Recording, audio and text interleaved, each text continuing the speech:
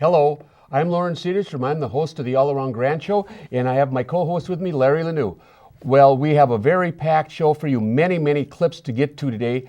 And like we did last week, we're going to take you through some of the action in the City Council to kind of give you a feel of the tone and texture.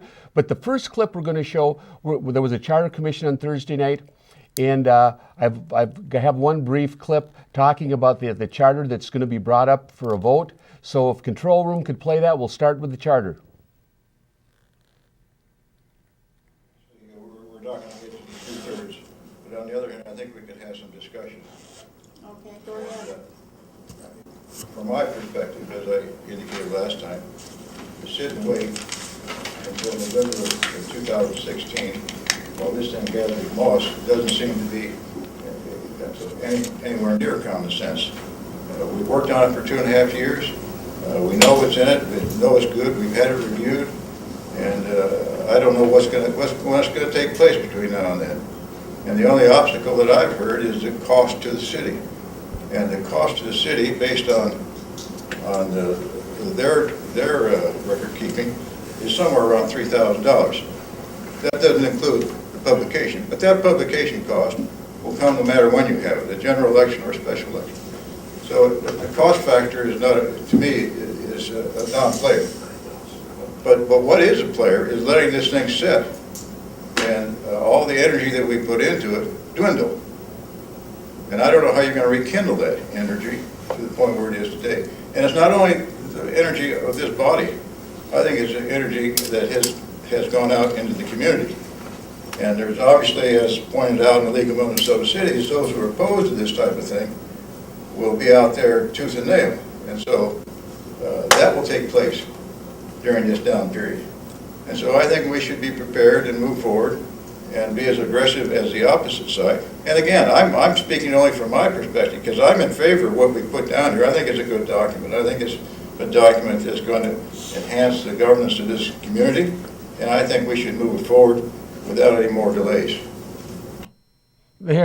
Of course, the original motion was made to have it November 2016.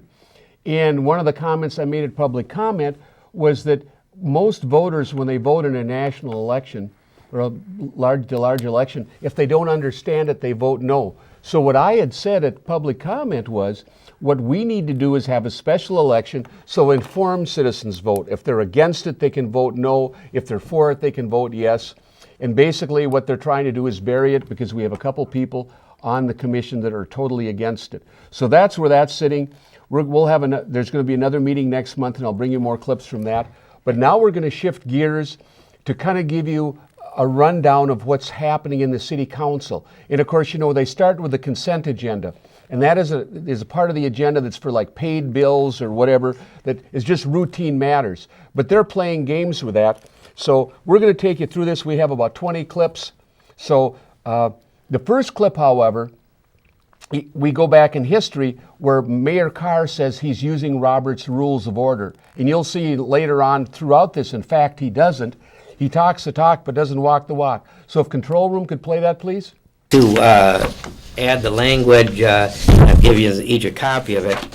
The City Council, Planning Commission, Charter Commission, and any other government body requiring a quorum shall be conducted according to Robert's Rule of Order as most recently revised to govern meeting procedures insofar as possible. This is, I've got a copy of our Planning Commission. Our Planning Commission says a meeting shall be conducted according to Robert's rules. Our Planning Commission enacted back in 1967. It's worked well. The last City Council meeting, Mayor Carr stated the City Council operates using Robert's rules, although I haven't experienced that sitting on the council yet. But I do go back to our That was basically Larry talking about using Robert's rules. And now let's go forward. We're going to talk about this consent agenda again. And Larry's trying to add something to consent agenda. So if you could play that, Control Room, we'll get to talking about the consent agenda. To the agenda. Second. What would you like to add to the agenda? All right, and they can be, when we bring Not them out on here. for discussion, I'd like to make a motion to place a resolution opposing legislation to fund construction of a wastewater treatment plant to augment the level of White Bear Lake. That's the first thing I'd like to place on there.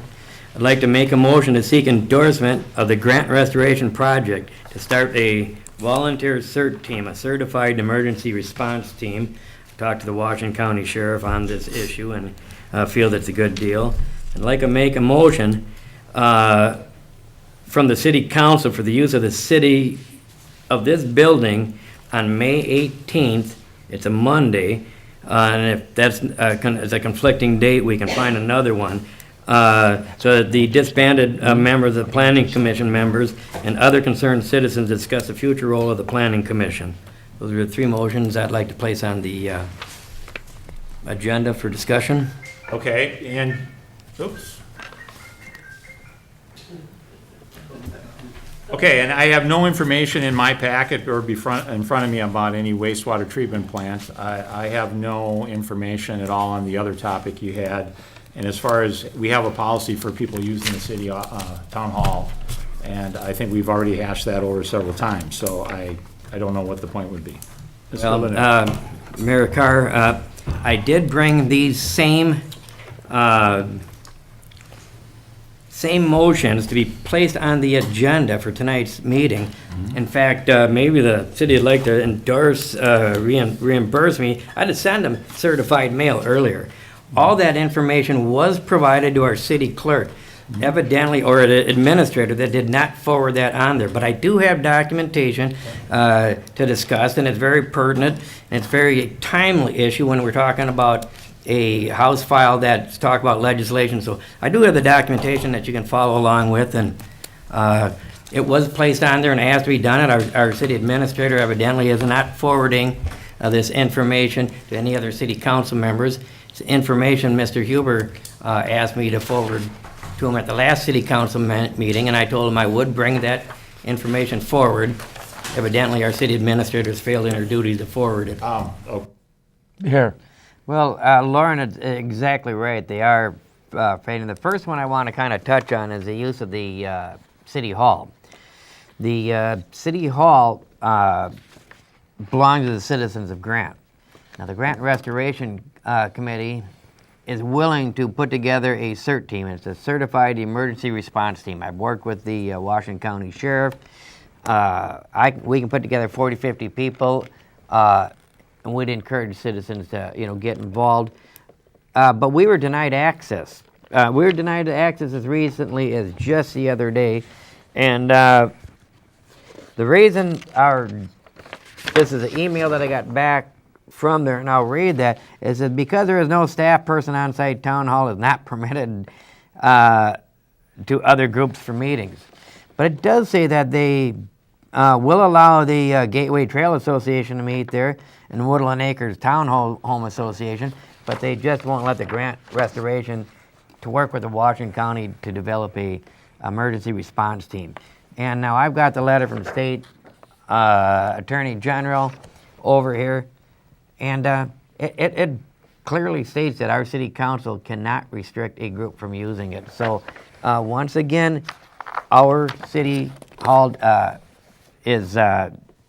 city administrator is derelict in her duty, and just the resolution we talked about talks about not putting a wastewater treatment plant, augmenting White Bear Lake with a treatment plant. There is a resolution that was completely prepared for them.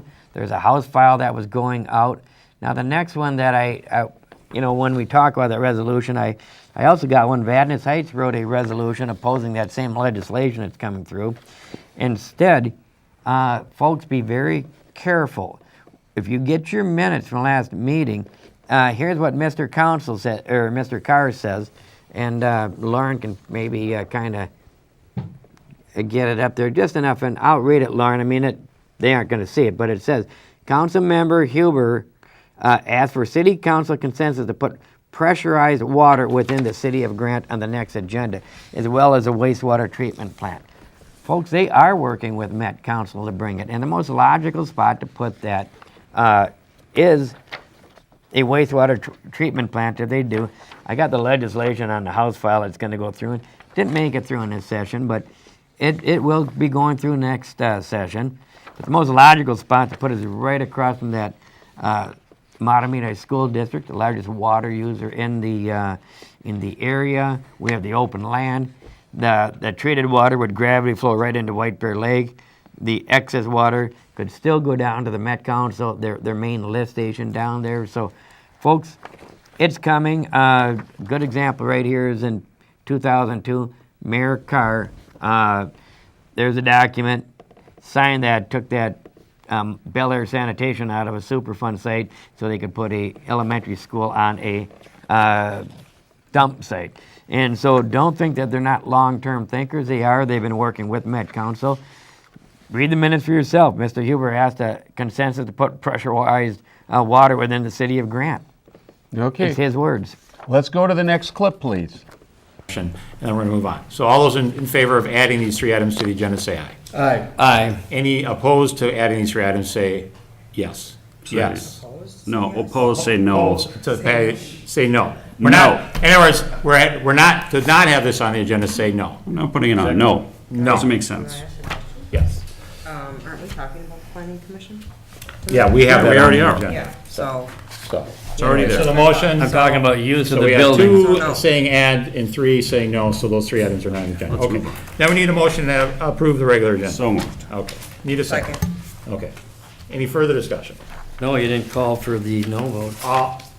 Yeah, I did. You voted first. So all those in favor of approving the regular agenda say yes. Yes. Yes. Any noes? No. 2 noes. Okay. Well, you folks pretty well see what that's going on. No matter what, Carr is going to talk about what he wants to talk about, and it's pretty much lockstep. So The that's next one coming up, Lauren, and you'll watch it a little later on, but if you watch it, if Tina doesn't quite get what they're asking for, which sometimes it doesn't happen, he will school her to vote in his direction. Oh yeah, it's really interesting. Okay, now we're going to go on to the next one, and this is about talking about special rules that he has. In other words, he's not following Robert's rules. We did this, and so if control room could play this, please. Make a motion to pull some items from the consent agenda. Okay, well, it takes a motion, a second, and you have to. Second. Okay, and then you have to get the vote to remove from the consent agenda. I believe is our policy, Kim. Isn't that correct? Is this Correct. discussion, for discussion? Briefly discussion, sure. Okay. What are you trying to pull? What am I trying to pull, Mayor Carr? Robert's Rules consent agenda. To instruct an item, a member need only rise and request that an item be removed from the consent agenda. A request does not need a second, and it is not discussed, and no vote is taken to remove it from the consent agenda. The extracted items are added to the regular agenda under the proper categories for bringing up such items. Mayor Carr, you've been doing this long enough. We have you on tape that says that we operate by Robert's Rules. I'll provide a copy of the tape if you'd like that. Robert's Rules does not need it doesn't need a second, it doesn't require a vote, and it can't be discussed. It's simply the consent agenda. If a member wants to pull something, it has to be pulled and put on a regular agenda. So I have several items that I'd like to pull. Okay, well, first of all, Mr. Lynn, would respond to you. That's fine, and we can do that, but we also passed the special rules that this is how we were going to do it. So that's been passed at the city council. You're not operating by Robert's Rules, which you say you are. If we're not operating, we have a free-for-all. I don't have to listen to and participate in what you're doing. We have no, Yes, you do, because we're trying to run an orderly meeting. and then get follow through. Robert's Rules. No, This we're- is the we're following basics. the rules of the council, set by the council, voted on by the council. Have I seen that in And print? we used to do it the way you're saying it, and now we don't do it that way anymore. Because you put everything of value on the consent agenda, so there's no discussion from the council. Okay. Mayor Carr, you're in violation. I'm gonna file a formal complaint on you then. Go for it. All right, Mr. Lanoux made a motion to pull, I believe, I don't all know two what. things. I think The he did. consent Did he agenda. make a motion to do that? I made a motion to pull items from the consent agenda. Lauren seconded it. We I had don't know some, what items though. yeah, we don't know what items. You don't so- need to do it. If I say I'm pulling the consent agenda completely. Your minutes from the consent agenda is what I'm doing, but I'm pulling the minutes from the consent agenda Minutes for for the consent discussion. agenda? Just the Yeah. minutes, anything else? Well, let's see. Yeah, well, and then I'd like to pull the minutes on the Century Review of Councilmember Larry Lanoux, also from the consent agenda. Consent agenda? Where? It's not on the consent agenda. It's in the minutes. What I'm saying is I am pulling the minutes. Oh, okay, that's all we For want to know. You want to discussion. pull the minutes for discussion? Okay. From the- that- from the all right, so consent there's a motion and a agenda. second to pull the minutes for discussion. All those want to do that, say aye. Aye. Any noes? No. No. 3 noes. Okay, so that's not going to be pulled. 90. There, now what I want to point out with that is, there is no, if he changed the rules, it would be in the minutes. There is no documentation. This guy makes stuff up as he goes. He's a blatant liar. He's lying about that. I have all the minutes and I have every DVD of every city council meeting for the last 6 to 8 years. And it has never been voted on and has never been changed. He just shoots from the hip and comes in and says, oh, we changed it, we voted on it. Loren, a good example, if you go back and folks, go back and ask your city council for December. He changed it last December. And the reason he changed it because he gave his city attorney a 3-year contract extension. He knew it would be asked, it was controversial, it should never been in the consent agenda, it's not a routine deal. Routinely, it's done in January when the new members meet. They go over the appointment list, make the appointments. But he made the statement he's going to change the rules for pulling stuff from the consent agenda. It's because he's putting stuff that does not belong on the consent agenda. So he made that. And it's never been motion, voted on. But it's never been voted on. You go look in the minutes. There is no vote. There is no record of changing it. Folks, the reason our city is so dysfunctional right now is we have a free-for-all up there. And there is no Rules. There is no rules. And you'll see later some of the other violations of the common sense, I guess. Well, now we're shifting gears. We're going to start talking about roads, and that's a hot topic. They do not want to fix the roads. There was a Blue Ribbon Road Commission years ago that started putting money aside to fix these roads, and for the last 12 years, other than a few patches and a 300-foot patch in front of the mayor's house, nothing much has been done. So if we can go to the next clip, please. This item was discussed with the council last month, and at that time, we discussed 3 different areas going in and doing additional patching in those neighborhoods as above and beyond the normal patching. This money was set aside through a previous discussion with the council where roadways and neighborhoods would either be patched or seal coated. So there's dedicated funds for the neighborhoods of Hadley Avenue, Hadley Circle, Hadley Court as one neighborhood, Kimbrough Avenue, right up front here, and then 88th Street and Jeffrey Avenue. So letters were There, that was the Phil Olson, the engineer, talking about projects, and I think they have about $75,000 a year they do for seal coating and patching, and I mean, they're doing the absolute minimum. The roads keep getting worse and worse and worse. It's getting to the point where we're going to have to start parking small foreign cars in the potholes and driving on the roofs. Well, good example, Loren. Many of you people drive over by the Gast House over there. I would hope you stop in and support our local businesses in Grant. But if you did, you'll notice that they're potholing and patching for the second time this year. The same thing. We keep putting the same $15,000, $20,000 in every year. It's not that hard to reclaim a road and do it right. Well, that's what I'm going to be talking about next. I have a road plan that I had put together, and so if control room could play that, please. It's rather long. I guess we're kind of the point with the roads in Grant. It's kind of like if you have a wound. Do you want to bleed out or do you want a temporary bandage? That's pretty well where our roads are. You want to Which, turn the top camera up? okay. Which am I doing? What am I doing wrong here? Straight up, there you go. Okay. I got a bid from Shifsky's. There you go. Okay, thank you. So that shows you the hard copy. And I'm going to walk, we also got one from Northwest Asphalt, but I also want to walk through some other things that I want to point out.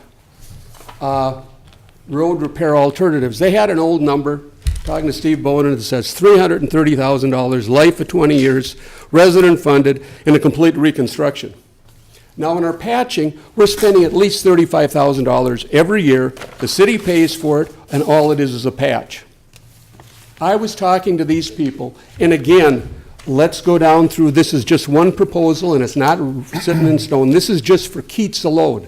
The significance of this is there's 60 homes that use that feeder. We also have a similar situation on Joliet, where there's another approximate 60 homes that are using this feeder. Well, they don't get assessed for that, the 60 homes. The people on the feeder get assessed for that, and they're the ones that have to pick up the tab.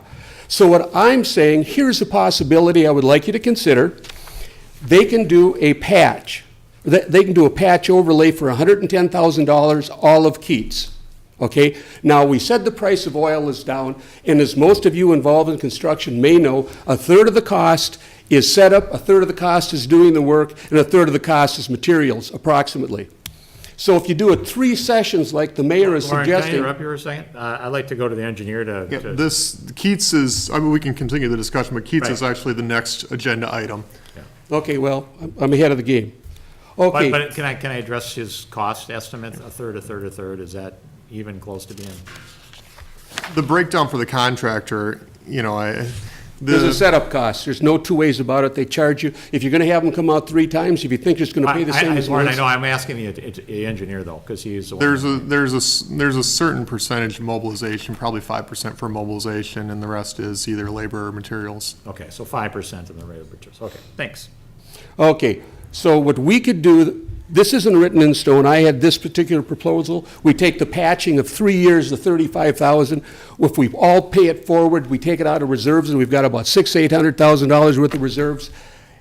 Certificates of deposit are making 0.5% interest, okay? Inflation's 3%. We wait 3 years, we're 7.5% down. I mean, it doesn't make economic sense is what I'm trying to tell you, okay? And what they will do is they will mill over the holes and put a light overlay over that, and they will patch them and do a 2-inch overlay. That's for $110,000, and the life is approximately 10 years.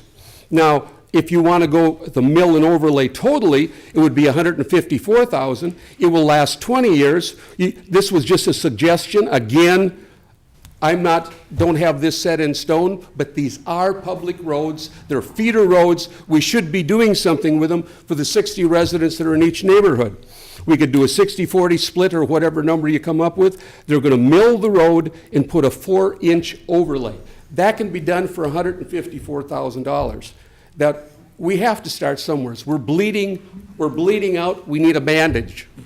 And you know, the downside about living in Grant is most of us can't qualify for food stamps. And I don't think we're paying 58% of our tax dollars for this school. I think most residents wouldn't be that concerned of spending $100 to take care of some of the main roads in Grant. We need a road policy. We have to start somewhere.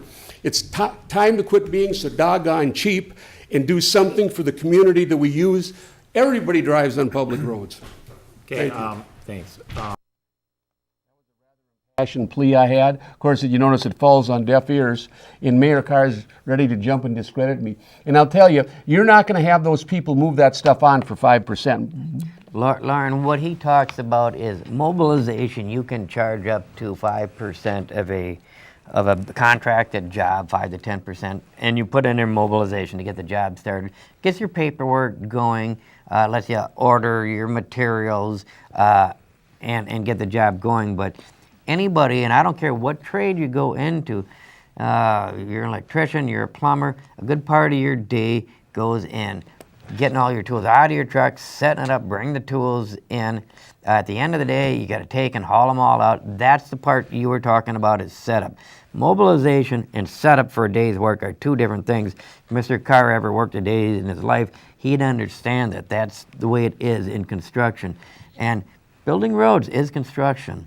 Absolutely. Well, now we're going to talk, we had talked about the overlays and the blasting, and everybody's whining about them. But on this next section of tape, he had a 340-foot overlay in front of his house, and he's going to talk. Actually, it was 400 some feet, but yes. But he's going to talk about how well that's lasted. So if we could play the next clip, please. Actually, reconstruct a road costs a lot more.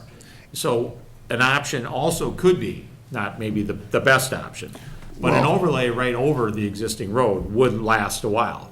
And there is a test spot on Joliet that's been there for quite a while. Yes. And if you look at it, it looks great. It So- was milled and then overlaid. Yeah, that one was milled, because that one actually is thicker, because that was, I think, 3 inches on Joliet when they put that in.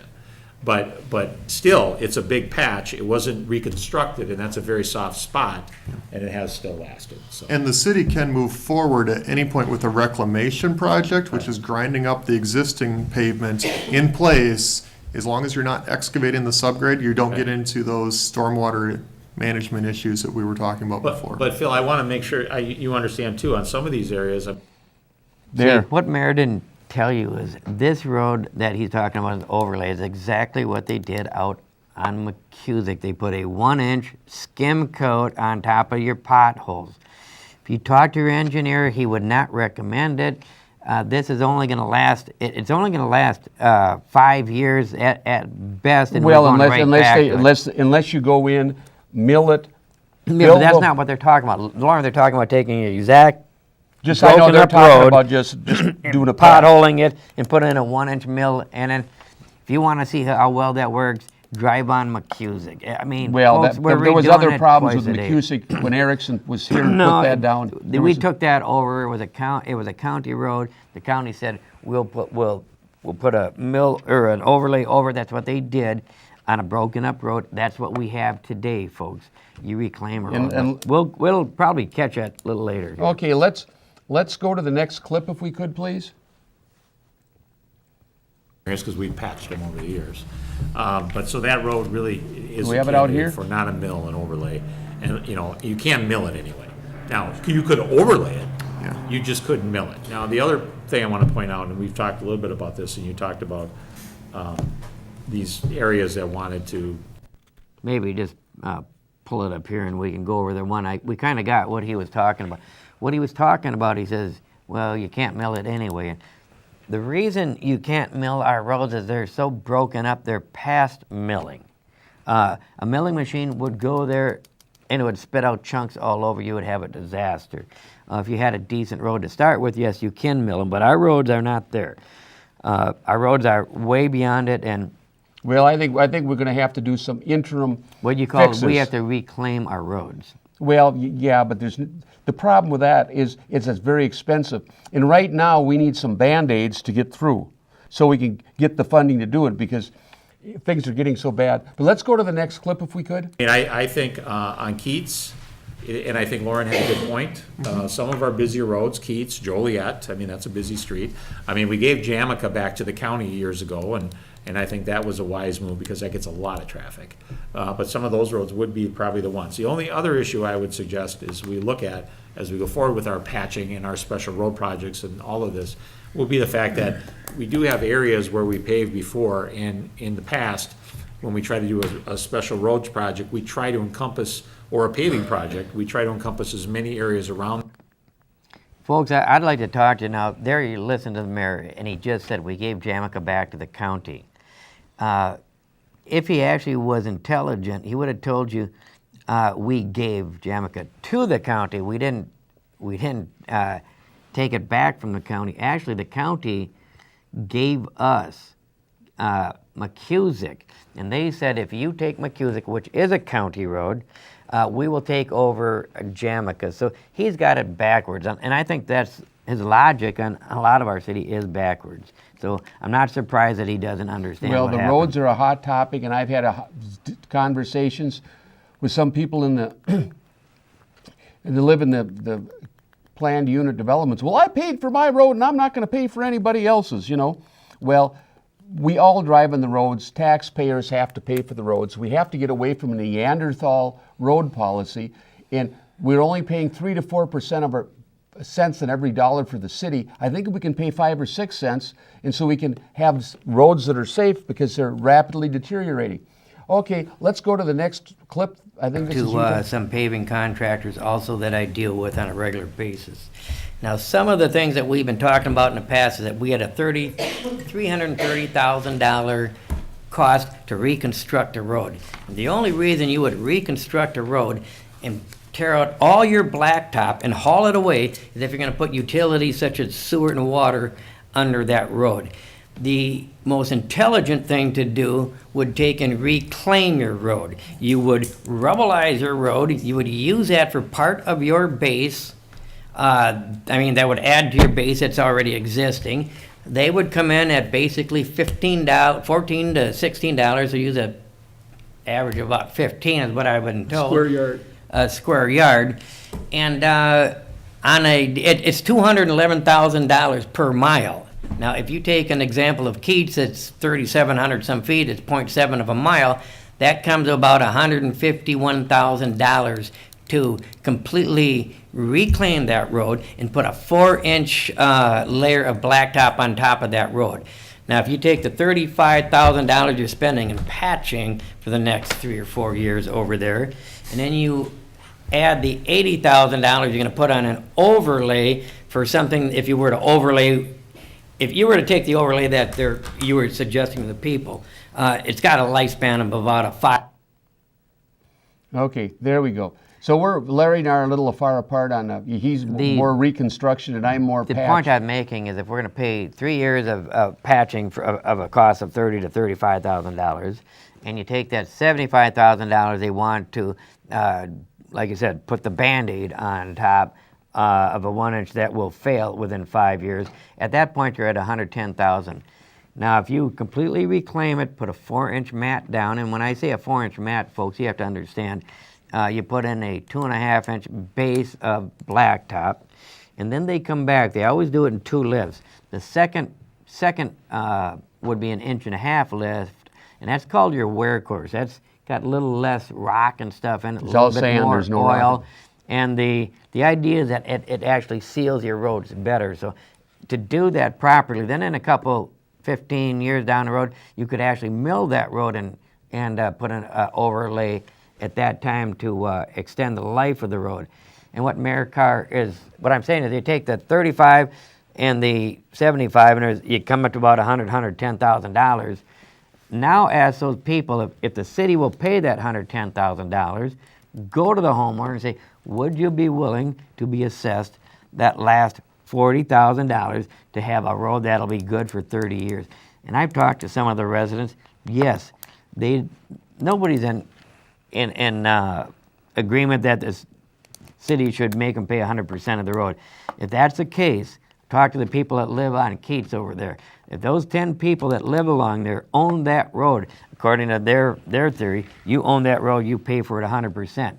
Then what they should do is put a toll booth on any roads coming onto Keats, because there's 60, 70 other homes that got to come out onto Keats to go to work or to go anyplace. So if the homeowners are paying 100%, they should be allowed to put in a toll booth.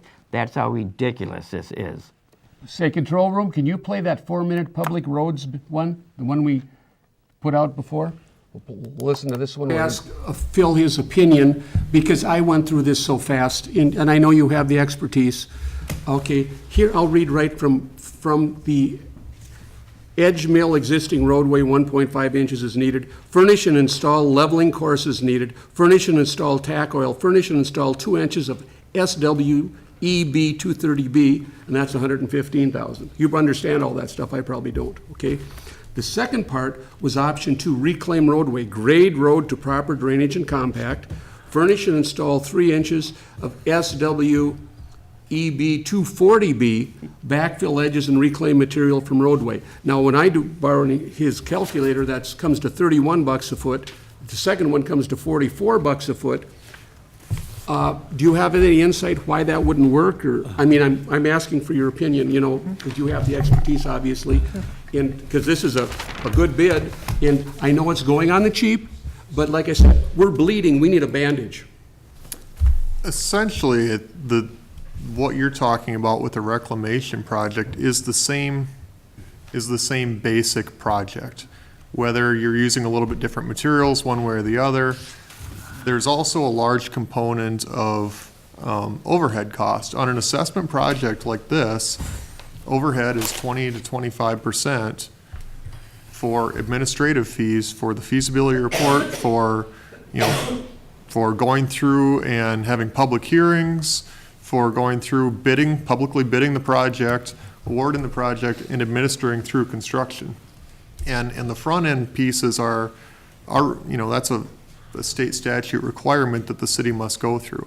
I mean, the city can choose to go cheaper on, say, construction administration. I would not recommend that, but, I mean, there's the pure construction component of the roadway, there's the administrative fees, and then there's also a component of little extra pieces that go along with the roadway. So as you're increasing that roadway height, you'll also have grading alongside the edges of the road to bring up the ditches and bring everything and make a nice quality product in the end.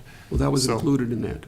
The second question is Jamaica, south of Jamaica and 12. Shifsky did that, did an excellent job, and it was pretty reasonable. And I'm just not understanding, it seems like we have two sets of numbers here that don't make sense to me. That's all I'm saying. We have a chance to get some bang for our buck, actually move and do something, and all I seem to get is speed bumps in the parking lot of life. Well, and, Oh, go ahead.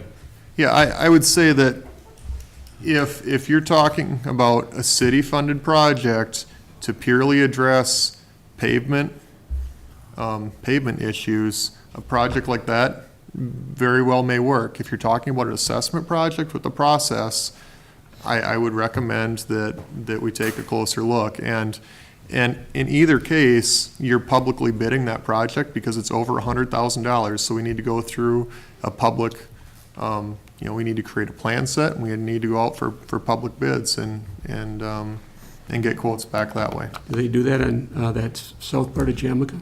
That was funded, that was not funded by the city. Yeah, that was a special road project below $100,000. If it's over $100,000, you're required by law to go out and get public bids for projects.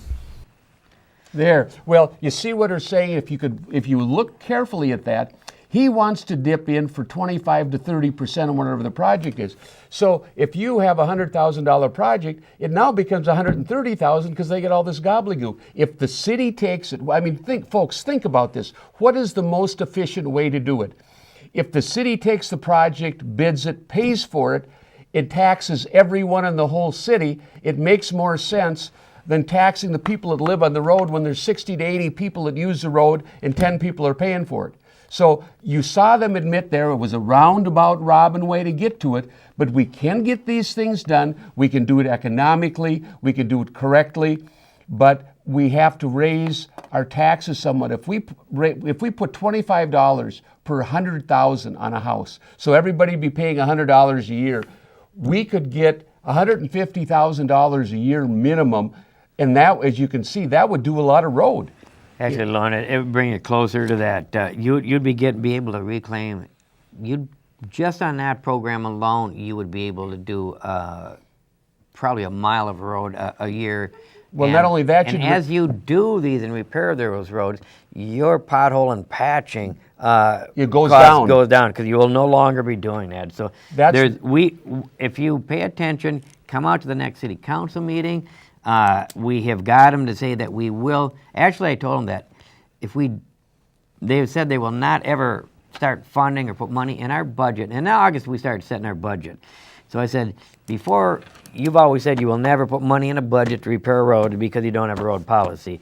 So I've made a motion that we start developing a road policy, so come August when we start setting our budget, we know what our road policy is so that we can budget for it. It's that simple. They haven't done it in 30 years, but that's why I ran it. And Jeff Huber's going to say Larry ran to raise taxes. Folks, I don't want to raise taxes any more than you do. Actually, I live on a dirt road. It's not going to benefit me necessarily to raise my tax for a blacktop road. But you know what? Every time I leave that dirt road, I get onto a blacktop road. So, folks, we all live. Does that mean the people that are on a state road or a county road should not pay any assessments or any road construction because they live on a state road? They don't need to pay for anything. Let's play the next clip. On here is that the city of Grant, at our next city council meeting, put on a road policy because in August, we are going to start setting our budget. In our past, I've sat here for many years and I said, but we can't budget anything for roads until we have a road policy. And until we have a road policy, you aren't going to budget. So I think next month should be talking about a comprehensive road policy, invite the people in here. Let's get some real figures that'll work. At $211,000 per mile. We could actually do some of this, and I think it's time to bring that Blue Ribbon Road Committee back. They were actually on the right course 10 years ago when he said, start planning ahead. There was money that was put aside and set, and somebody threw it all back into the general fund. You know, in about 8-10 years ago. If we had just simply been building that stuff up, we'd have had we'd be replacing our roads, and actually, we're not going to replace all our roads in 1 year, but we can certainly get started. And Mr. Huber, you said you'd support a referendum on the ballot for let the citizens make the call. I'm not sure we can put a referendum on the ballot until we become a charter city. I think so. The job is ours as a city council until we become a charter city to start listening to our citizens, and let's do this properly. It's not that much more to put something that'll last for a 20, 30-year project. We simply haven't put the tools in place to get started. Other cities are. We're not a third world country out here. Jeff? Wow. Okay, that's what we're saying on that. And let's go to the next clip if we can, please. That we're going to be voting on here tonight. Our city administrator did not forward it. In fact, she did not forward the information to put a resolution to support local road funding forward. Either she was derelict in bringing it forward, or she was told not to bring it forward. But there's 184 cities. Some of you got a pamphlet out here tonight. There's a list of 184 other cities that already signed that resolution. I went down, brought all the information that you've got in your packet tonight that was forwarded, and for that, bringing it down to the deal, I was turned in to the Washington County Sheriff. Our deputy over here couldn't tell you, he showed up at my house 2 hours later, threatening or saying that I had violated my censure, which is not an enforceable action.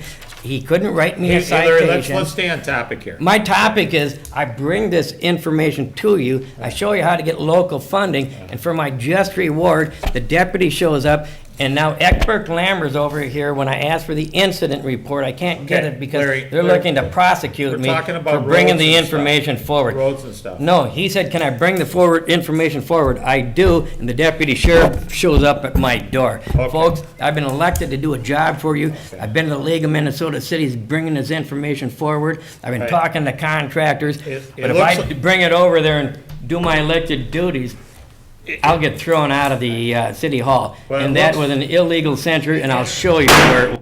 There.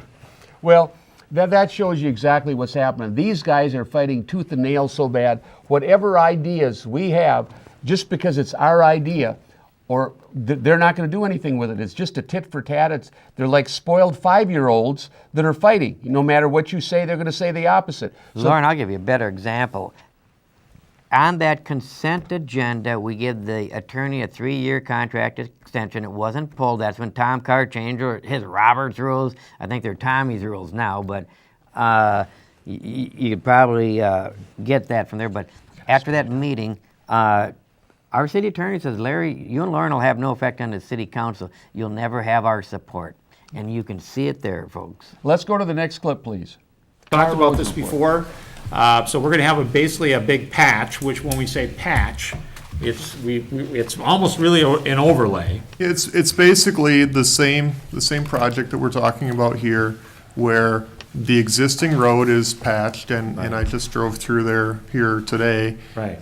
The potholes are filled, and they do a thin overlay, 1.5 inches or 2 inches over a certain area, likely 1,200 feet. Which would be a lot. Yeah, and so we're talking about, the area of need is likely kind of in the middle section. It's a little bit lower. There's a little poor drainage in that area. Okay. And then, the conversation that we just had regarding the next step up, which would be a reclamation project. The numbers that we've been talking about, if those are the bids that we're seeing in the area, there's nothing wrong with moving forward with that type of project, but I would say that it needs to be city funded, or we need to go through additional steps to make sure that we're meeting our benefit test, and we need to have resident support on top of that.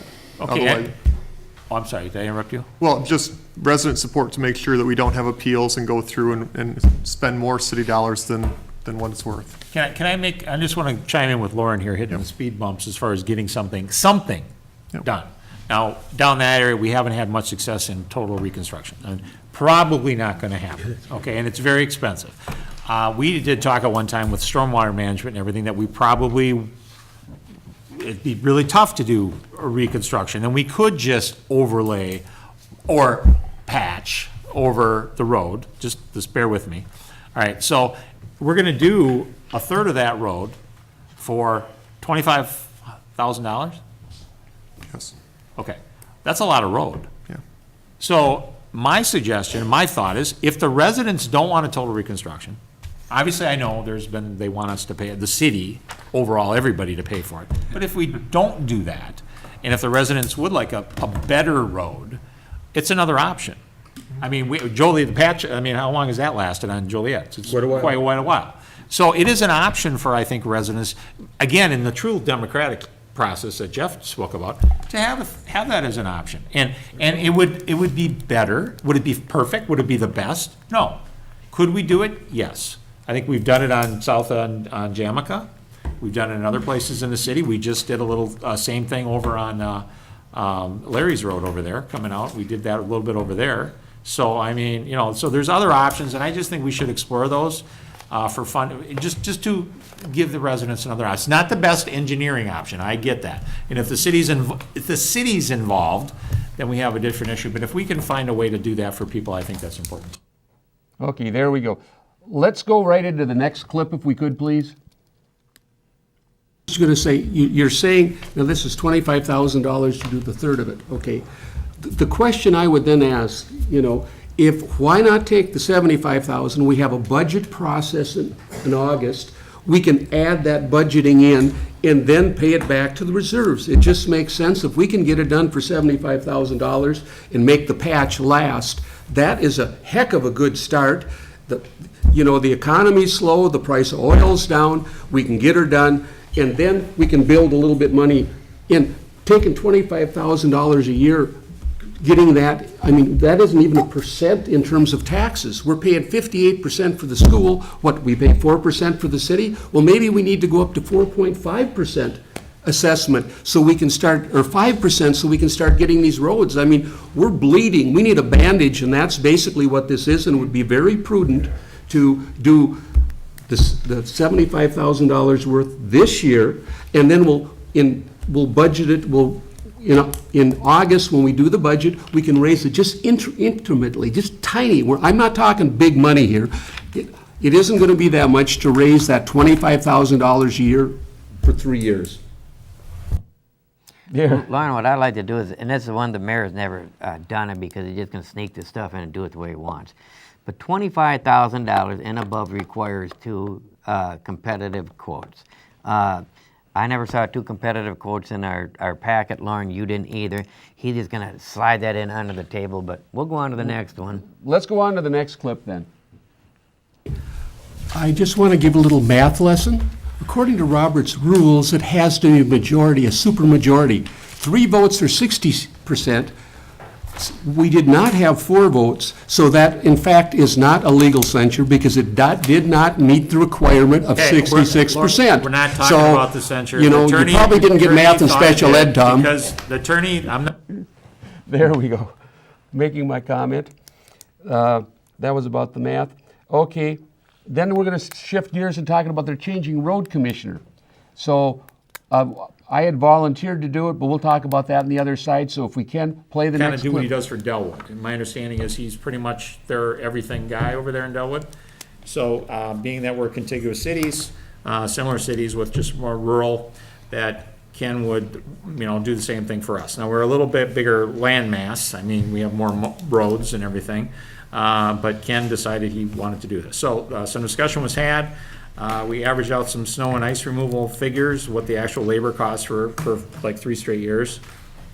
And then thought, well, if Ken can do that, and he can do brushing, garbage and animal pickup, mowing, sign replacement, field maintenance, respond to roadway calls and questions and complaints, dust control coordination, and coordinate culvert and grading work, that, he could handle all of that stuff, instead of having us have to have multiple people do this. Now, Ken certainly can hire anybody he wants to do that job. We'd be paying him directly. Apparently, this would be more of a flat fee. We've been billing hourly before, and frankly, a little skeptical. Some years we make $30,000, $40,000 because we don't have a lot of snow, but some years we spend more. So, it tends to average out. So this came forward. It's for discussion. There. Well, now we're going to see my response to this. If you could play the next clip, please. We'll talk on the other side. Formally volunteer to fill Steve Bonin's shoes and become the road commissioner. I've talked to him, and he would be happy to help me. And that would be of no cost to the city. So we could save quite a bit of money. Steve has done a wonderful job. He's done excellent. He said he would, in fact, help me. So I am stepping up to volunteer to be the road commissioner to save the city of Grant $9,000 a month. Loren, Isn't that you can't, May I? you can't plow snow, you can't brush, garbage and animal pickup, mowing, all that stuff. Well, I That's the certainly can cost. direct it. Well, there's a small stipend. See, Yeah. first of all, this should have been sent out on bids. You just can't, he just cherry Actually, picks stuff. let's go to the next one and we'll talk about the bids. Okay, We're kind of getting pressed for time, so. let's play the next clip, Controller. Just a minute ago, you told me that if you put a road project out and anything that you put out for bid is over $100,000, it has to go out for bid. This contract's for $108,000, it has to go out for bid. We've got no request for proposals for this from other contractors, and state requires that this particular job goes out for bid according to statute. Thank you. Maybe you can clarify that. Yep, the difference with this contract is that it's a service contract, and the city can direct negotiate service contracts to work with the contractors that they, that they're comfortable directing without a clear scope of services. It's the same as all of our other service contracts, including our current brushing contract that we have with the brushing contractor. That contract, if I remember right, says that brushing is to be completed as directed by the city. There's no specific scope that is included within that work.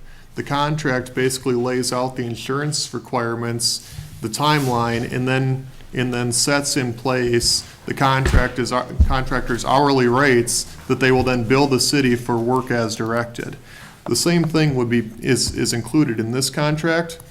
And I guess, stepping back even of why brushing was even included in this is that a lot of the calls that the city gets are in the winter. So we wanted to include a way to get better service during the winter and get our plowing contractor out to those issues as quick as possible. There. Well, you see where the gobbledygook is coming on that. We have a bunch of contractors. It's worked fine. Well, Lauren, I'd like to make a quick point. In November, your tree brushing, mowing, and tree services, they entered into a 3-year contract with them. Based on that, in November, these contractors went out and bought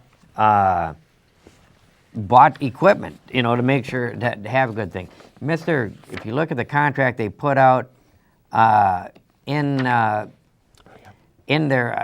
they bought based on that. So anyhow, Mercar, look at the minutes. Mercar stated that the city did not make any promises and contracts have been broken before. He stated he thinks it's good for the city to break contracts.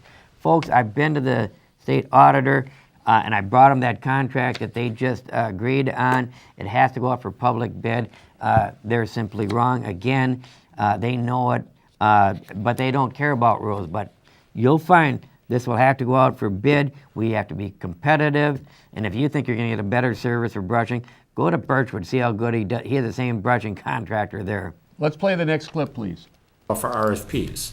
So if anybody in the council, we're going to vote on that, either yes to go off RFPs and not take this contract with Ken, or no, not to go off for RFPs. So we're going to make that motion, or we're going to call the motion now. So all those in favor of going out for RFPs and bids, say aye. Aye. Any noes? No. No, 3 noes, okay. I'll make a motion that we accept this contract with Ken, and I think going forward, and of course, I would make the motion subject to making sure. Let's that it cut this meets, one. That we have all our ducks in a row. There. See, they're pushing it ahead anywhere. that's his motion for K. Don't worry about statute. Earlier, you just saw the engineer, anything over $100,000 has to go Okay, we're out. done with the planning, we're done with that. Now we're going to talk a little bit about the planning commission correction, if you could, and play the next clip, 250. Okay, I would like to make one correction. I was on the planning commission, and we were not doing job descriptions for the city council. Let me reiterate, it was not jobs descriptions. We were talking about, and I happened to go to the League of Minnesota Cities and ask for several job descriptions for city clerk administrator in cities of the same size. So that is erroneous. It is not true that we tried to give a job description for the city council members. We were looking for job descriptions just for example, city clerk, and also job descriptions, for example, for what? City planner and the a city ci- administrator. Yep, so that is not true. We weren't Right. going, and I think, once again, we're stretching the truth again, which has happened several times, and I just wanted to stand corrected, have that corrected. Again, Councilman Huber comes in and twists things around and says all kinds of crazy things. It's innuendo, and we have one last clip, if we can play that, it's a little bit longer. Update the city website, Yeah. because we still have David Tronrud Yeah. and Steve Bonin in it. Yeah, I saw, honestly, I saw that the other day. That's a good catch, yeah. I saw Okay, that. the other thing I would like to Can't do, just deliberate. doing this right, You don't think so? In 5 Push months, the- you can't push the figure it light out? on. Loud. crap. Stop There's been ripping on stuff. people.